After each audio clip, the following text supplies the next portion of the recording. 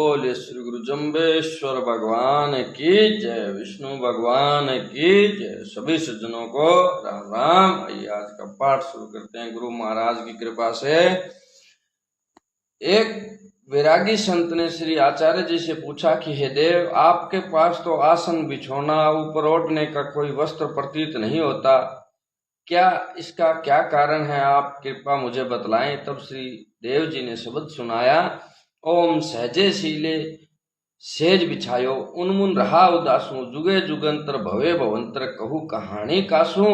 रवि उगा जब उल्लू उंदा, दुनिया वे उजासू, सतगुरु मिलो सतपंथ बतायो, भ्रांत चुकाई सुगरा भयो विश्वासू। जा जा जान्यो तहाँ प्रमाण्यो, सहज समाणो, जिहि के मन की पुंगी आंसू। जहां गुरु ने चीनो, पंथ न पायो, तहां गल पड़ी परासू। व्याख्या। ओम सहजे शीले सेज बिछायो, उनमुन रहा उदासू। हे जिज्ञासु महात्मन, मैंने सहज अवस्था में शील पूर्वक रहना उत्तम माना है। जितने इस लोक में ओढ़ने पहनने व खाने पीने के सुख हैं, वे अनित्य व नाशवान हैं। अतः मैं इनकी ओर से उदासीन निरपेक्ष रहता हूँ तथा उन्मुनी मुद्रा से ब्रह्मानंद का आनंद लेता हूँ। जुगे जुगंतर भवे भवंतर, कहूँ कहानी कासू।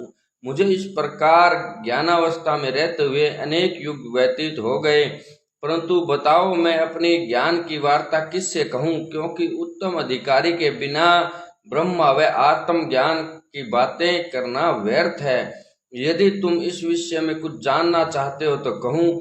रवि उगा जब उल्लू अंधा, दुनिया भया उजासू। जिस प्रकार सूर्य के उदय होने पर चमगिद्दड़ आदि को दिखाई नहीं देता, उसी प्रकार उत्तम ज्ञान की वार्ता से विषय व पामर पुरुषों को सुख नहीं मिलता, तथा जिस प्रकार सूर्योदय से दूसरे प्राणियों को संसार की वस्तुएं दिखलाई पड़ती है, उसी प्रकार जिज्ञासु पुरुषों को सतगुरु के ज्ञान से सत्य व असत पदार्थों का ज्ञान होता है।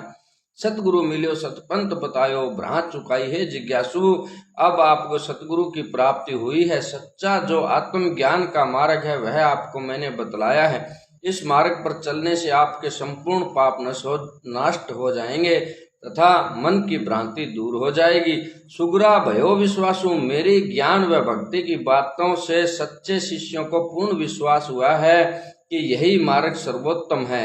जा जा जान्यो तहाँ प्रमाण्यो, सहज समाणो, जिहि के मन की पूंगी आंसू। जिन साधकों ने सतगुरु को जाना है, उन्होंने सतगुरु की बातों को प्रमाण माना है, अतः ऐसे साधक सत्य रूपी आत्मा का अनुभव करते हैं तथा ऐसे साधकों के मन की संपूर्ण आशाएं पूर्ण हो जाती हैं। आत्मा का अनुभव होने पर संसारिक इच्छाएं व आशाएं तो स्वतः निवृत्त हो जाती है तथा आध्यात्मिक आशाएं भी पूर्ण होकर निवृत्त हो जाती हैं। जहाँ गुरु ने चीनो, पंथ न पायो, तहाँ गल पड़ी परासू।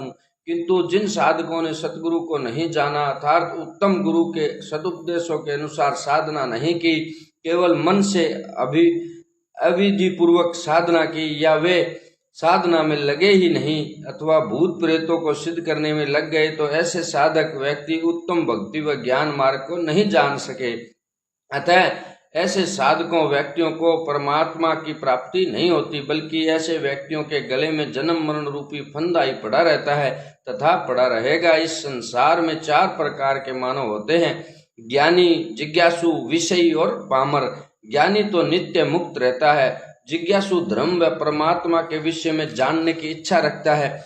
विषयी पुरुष संसार को नित्य मानकर उसके निमित्त ही कृषि, व्यापार, जप, यज्ञ आदि कर्म करता है। पामर पुरुष चोरी, छल, कपट आदि धर्म व समाज विरुद्ध कार्य करता है तथा अंत में सीधा नरक में जाता है। उपयुक्त शब्द को सुनकर संत ने पुनः श्री देव जी से कहा कि हे देव, कृपा कर मुझको योगाभ्यास करना बतलाएं, जिसके करने से अंतकरण व इंद्रियां शुद्ध हो तथा परमात्मा के दर्शन रूपी धन की प्राप्ति हो। साधक योगी को जब तक अपना मुख्य अर्थ नहीं मिलता, तब तक वह आनंद से रहित रहता है। संतों का मुख्य लक्ष्य परमात्मा की प्राप्ति व आत्मा का अनुभव करना होता है।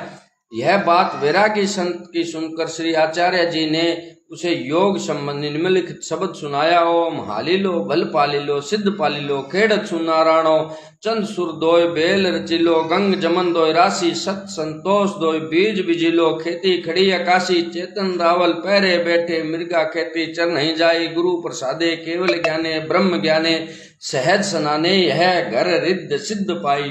व्याख्या ओम आलिलो बल पालिलो सिद्ध पालिलो खेड़त सुना राणो। हे जिज्ञासु तुम हमसे योग की विधि सुन।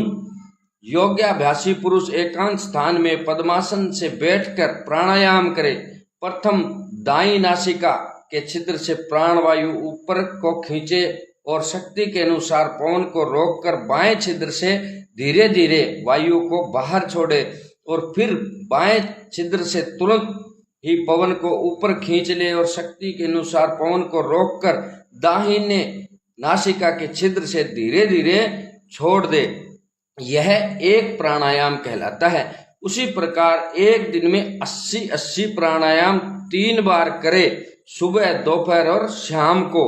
इस बात को श्री आचार्य जी ने कहा कि जिस प्रकार कृषक हल को रोक रोक कर नित्य जोता करता है तब वह भूमि अन्न आदि के बीजने के लिए योग्य हो जाती है, उसी प्रकार सिद्ध लोग साधक पुरुष श्वास को रोककर सिद्धि को पा लेते हैं। जिस समय ब्रह्मरंध्र खुलने पर प्राणवायु सुषुम्ना नाड़ी में प्रवेश होकर 10वें द्वार में चला जाता है तब विजित राजा के समान आत्मा में प्रमोद होता है तथा आत्मा व प्राण के 10वें द्वार में स्थित होने पर शेष शरीर काठ की भांति निष्क्रिय शून्य सूना हो जाता है। चंद सूर्य दोय बेल रचिलो गंग जमन दोय राशि सत संतोष दोय बीज बिजिलो। शरीर के गगन मंडल में चंद्रमा का स्थान है और नाभि से नीचे मूलाधार में सूर्य का स्थान है। इन दोनों को बेल रूप जानो। ईड़ा जो गंगा भी कहलाती है तथा पिंगला जो यमुना कहलाती है, ये दोनों नाड़ियां रस्सी रूप हैं। इन नाड़ियों से श्वास को आते जाते समय थोड़ा थोड़ा रोककर चंद्र व सूर्य को यथाविधि कार्य में लगाया जाता है। प्राय उसी पुरुष को योग सिद्ध होता है जो सत्य बोलने वाला है तथा यथा प्राप्त में संतुष्ट रहता है, जो मिल जाए उसमें संतुष्ट रहता है। क्योंकि सिद्धि रूपी खेती के ये 2 उत्तम बीज हैं। खेती खड़ी आकाशी 10वें द्वार में अर्थात गगन मंडल में जब जीवात्मा जाकर अमृत का पान करता है तब उसे योगाभ्यास का पूर्ण फल प्राप्त होता है। अतः कहा गया है कि खेती आकाश में खड़ी है। चेतन रावल पहरे बैठे मृगा खेती चर नहीं जाई।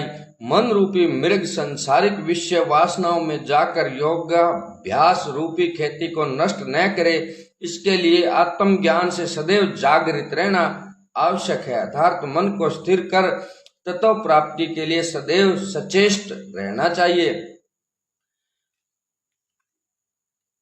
हठ योग प्रदीपिका में भी कहा है कि शुदा भूख से अधिक भोजन, अधिक परिश्रम वाला कार्य, अधिक बोलना, कठोर नियम अर्थात अधिक ठंडे जल से स्नान करना, लगातार अत्यधिक उपवास रखना आदि सामान्य जनों का अधिक संग, मन की विषयों के प्रति अधिक राग, इन 6 से योग नष्ट होता है। अर्थात इन दोषों में से किसी एक के रहने पर भी योग साधना ठीक ढंग से नहीं होती। गुरु प्रसादे केवल ज्ञाने ब्रह्म ज्ञाने सहज स्नाने यह घर रिद्ध सिद्ध पाई। सतगुरु की कृपा से ही केवल ज्ञान आत्मज्ञान होता है तथा उनकी कृपा से ही उस ब्रह्म ज्ञान रूपी तीर्थ में साधक सहज ही स्नान करता है।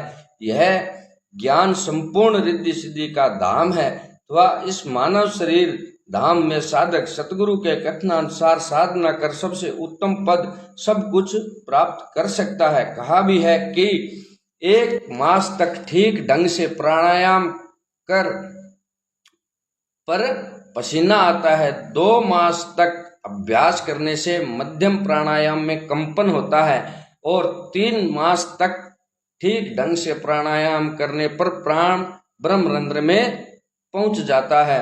अतः योगी प्राण का बंधन करे, योग की सिद्धि में संदेह नहीं करे।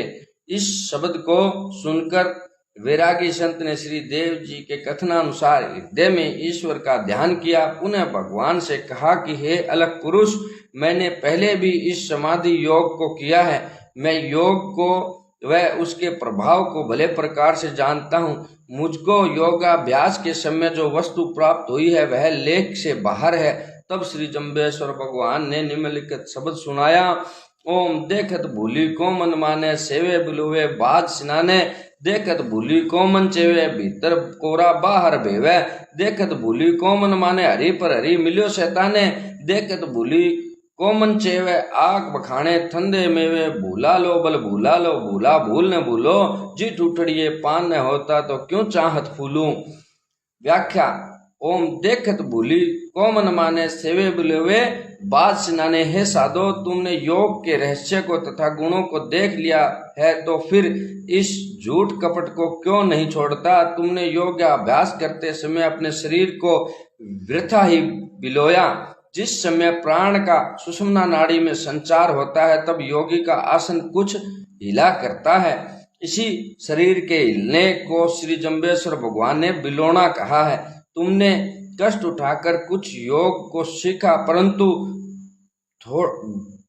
घोड़ा जिस प्रकार स्नान कर पुनः धूल में लौट जाता है, उसी प्रकार तुमने योग कर पुनः संसार के छल कपट को ग्रहण कर लिया। अतः तुम्हारा योगाभ्यास व्यर्थ ही गया। देखत भूली को मन चेवे, भीतर कोरा बाहर भेवे। जो भूल जाने योग्य छल कपट ईर्ष्या द्वेष आदि अवगुण है, उनको ही तुम्हारा मन चाहता है। इससे प्रतीत होता है कि तुम्हारा अंतकरण अंदर से कोरा, विवेक व वैराग्य से रहित है। तुमने केवल बाहर का भेष ही साधुओं के समान बना रखा है। देखत भूली को मन माने, हरि पर हरि मिलियो शैतान। तुम्हारा मन तामसी तथा भूल जाने योग्य भूत प्रेत आदि की उपासना की ओर जाता है तथा मोक्षदाता हरि विष्णु की उपासना तो तुम करना ही नहीं चाहते, अथवा तुमने हरि की भक्ति छोड़कर भूल जाने योग्य कुकर्म शुरू कर रखे हैं तथा दुष्टों की संगति से तुम प्यार रखते हो, जो कि नरक की ओर ले जाने वाली है। देखत भूली को मन चेवे, आग बखाने धंधे में वे। तुम पर ब्रह्मा परमात्मा के स्मरण व ध्यान को भूल गए तथा पाखंडी के समान हो गए। जिस प्रकार कोई मूर्ख पुरुष मेवों की प्रशंसा छोड़कर आग के गुंजों की बड़ाई करे, वैसे ही परिस्थिति तुम्हारी है। भूला लो बल भूला लो, भूला भूल न भूलो। हे योगी, अब तक जो तुम मुख्य मार्ग को भूला हुआ फिरता रहा, यह तुम्हारी बड़ी भूल हुई। आज पर्यंत जो भूल हुई सो हुई, आगे के लिए भूल कर भी ऐसी भूल मत करना। जिन टूटड़िए पान न होते तो क्यों चाहत फूलो। हे योगी, जिस सूखे पेड़ पर पत्ते भी नहीं रहते तथा पत्तों के लगने की आशा भी नहीं रहती, उस पेड़ पर फलों की आशा करना बिल्कुल व्यर्थ है। इसी प्रकार भूत प्रेत आदि की पूजा में तथा बौद्ध सच्चा सौदा आदि के मत में वेद स्थानीय पत्ते प्रमाण नहीं है। अतः ऐसे मतों से जो वेद के अनुयायी नहीं है अथवा वेद की निंदा करते हैं, उनसे दूर रहना लाभदायक है। वेद सम्मत श्री विष्णु भगवान की सात्विक आराधना प्रत्येक मानव को अपने कल्याण के लिए करना चाहिए। गीता जी में भी कहा है कि जिस संसार रूपी वृक्ष के ऊपर अव्याकृत मूल है तथा नीचे हिरण्यगर्भ शाखा है, यह संसार रूपी पीपल का पेड़ प्रवाह रूप होने से अनादि कहलाता है। छंद वेद जिस पीपल के पत्ते हैं, धर्म के प्रतिपादक होने से वेद छाया स्थानी है। जो पुरुष संसार रूपी वृक्ष को मूल सहित जानता है, वह वेद के अर्थ को जानने वाला होता है। उपयुक्त पंक्ति का यह भावार्थ भी हो सकता है कि जिस छल कपट व असत्य व्यवहार से सांसारिक सुख रूप पत्ते भी प्राप्त नहीं होते, उस कुक्रम से पुण्य रूपी बैकुंठ की प्राप्ति क्यों चाहते हो।